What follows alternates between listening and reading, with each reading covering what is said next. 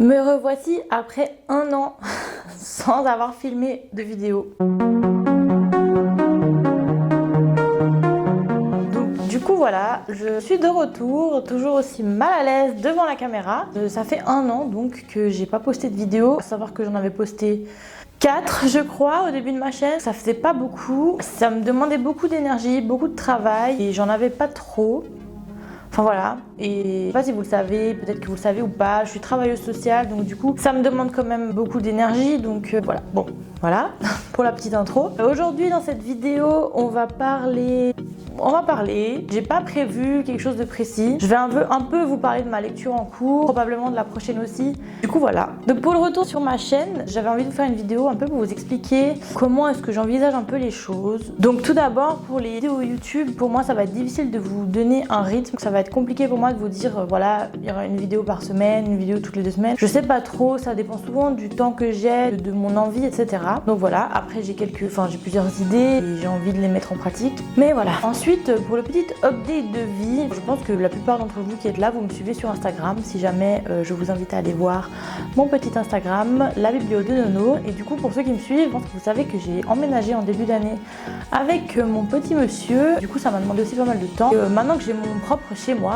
c'est-à-dire sans mes parents, etc., ben, j'ai eu envie de me remettre à YouTube parce que du coup, ça me laisse plus d'espace où je peux filmer. En plus, maintenant, j'ai des belles bibliothèques. Enfin, là, c'en est qu'une, mais j'en ai une deuxième là-bas au fond. Et du coup, je suis contente parce que ça me fait un petit setup. Donc voilà, en gros, pour les petites nouvelles. Ensuite, pour continuer un peu dans le blabla, l'année 2021 a été vraiment riche en lecture pour moi. C'est la première fois de ma vie que je lisais autant de livres en un an. J'en ai lu une cinquantaine. Peut-être un peu plus. Je sais pas si je vous l'ai déjà dit, mais moi j'ai commencé à vraiment lire durant le premier confinement, mai 2020 à peu près, j'ai commencé à lire. Et en ouvrant mon compte Instagram, ça m'a donné envie de plus lire. Bah voilà, en 2021, j'ai continué dans ma lancée. J'ai fait plein de belles lectures et je pense que même si nous sommes au mois d'avril, je vais quand même vous faire la vidéo top 5 de mes meilleures lectures parce qu'elles valent le détour. Ensuite, le week-end passé, enfin vendredi passé, je me suis rendue au Quai du Polar à Lyon. C'était surtout le week-end, 1, 2, 3 avril. Malheureusement, j'étais disponible que le vendredi. Mais c'est sûr que l'année prochaine, je m'y rendrai tout le week-end. Pour ceux qui ne savent pas ce que c'est les Quais du Polar, il s'agit d'un festival littéraire consacré au roman policier, quoi, au polar, c'est dit dans le nom. Évidemment que moi, je ne pouvais pas rater ça, sachant que Lyon est à 1h30 de chez moi. C'est la deuxième année que j'y allais. La première année, j'étais allée en juillet l'année dernière parce qu'avec le Covid, ils avaient dû repousser les dates. Mais en général, c'est début avril, au Palais de la Bourse à Lyon. Cette année, on avait beaucoup d'auteurs connus. Donc pour vous citer quelques noms, Olivier Norek, Bernard Minier, Nicolas Beuglet. Donc voilà, c'est que quelques noms sur les 130 auteurs qui étaient là. Et donc voilà. Donc moi, j'ai été le vendredi où j'y ai fait pas mal de dédicaces. Du coup, je suis revenue avec beaucoup de livres. J'ai aussi eu l'occasion de me rendre à un événement organisé par la maison d'édition La Martinière. C'était dans un appartement à Lyon, fin de journée. Et on a eu l'occasion de discuter avec 2 auteurs qui sont Christophe Molmy et Ragnar Jonasson, je crois que je ne me trompe pas. Et par la même occasion, on a reçu 3 livres. Donc comme si je n'avais pas acheté assez, j'en ai reçu. En tout cas, merci à la maison d'édition La Martinière de nous avoir offert ces livres. Et du coup, ça me permet de rebondir sur le fait que pendant cette journée, ce qui m'a le plus marqué, c'est que j'ai pu rencontrer en chair et en os mes amis de mon book club, le Quartier Noir. Beaucoup de gens autour de moi se moquent en me disant que avoir un club de lecture, c'est un truc de vieux. Alors, comment vous dire que... Voilà, hein, c'est pas du tout le cas. Du coup, j'ai eu l'occasion de les rencontrer. Donc un petit bisou à eux s'ils passent par là. Hein.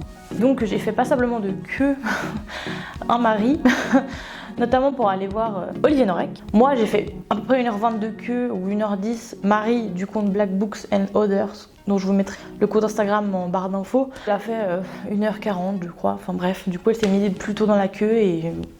je l'ai rejoint en catimini, bon voilà. Hein. C'est très sympa parce qu'on a passé du temps à discuter, on a été rejoint par Alex, donc du coup dévoreur de littérature. Et après on a été rejoint par tous les autres, les lectures de Flo, le lecteur sur Icad. Donc je fais la petite promo pour eux, je mettrai tous leurs comptes en barre d'infos. Et pour vous parler un peu plus du Quartier Noir, donc le Quartier Noir il a été fondé il y a un an à peu près par D-Books qui est Océane. Et au début on se connaissait pas, donc comment vous dire que les petites visios, parce qu'on se rencontre en fait une fois par mois en visio, et les petites visios étaient un peu...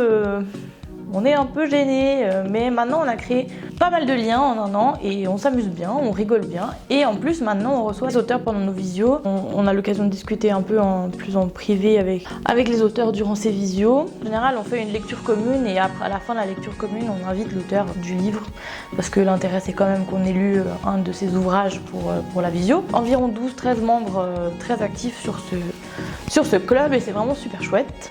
Donc voilà, pour le quartier noir et pour les quais du polar, pardon, c'était vraiment super. Et moi ce qui m'a vraiment le plus marqué de cette journée, c'est vraiment la rencontre avec tous ces copains. Bien que rencontrer tous ces auteurs c'était super et d'avoir des livres dédicacés, ça l'était aussi. Ensuite pour parler plus livre, ma lecture en cours est Cinabre, écrit par Nicolas Druard, aux éditions HarperCollins. J'en suis à peu près 100 pages, non j'en suis à 107 pages. J'adore, c'est vraiment très bien, c'est tout ce que j'aime. C'est sanglant, il y a du suspense, du mystère, de l'angoisse. Moi j'adore, c'est vraiment très très bien. On suit, pour l'instant en tout cas dans les 100 premières pages, on suit deux groupes de personnages, surtout un personnage et un autre groupe de personnages. Donc on suit un infirmier du nom Elliot, donc un infirmier libéral, enfin un infirmier indépendant qui s'appelle Elliot, et qui est très inquiet car un de ses collègues infirmiers, parce qu'ils ont ouvert un cabinet à plusieurs, ne répond plus aux appels et en fait il s'est rendu soigner une patiente à l'hôtel Ferdinand. Et l'hôtel Ferdinand, c'est un peu le cœur du roman parce qu'il se passe des choses bizarres, etc. Voilà pour ça. Et le deuxième groupe de personnages, c'est une équipe de policiers qui enquêtent sur des meurtres très sanglants qui ont été effectués dans la ville, non loin de l'hôtel Ferdinand.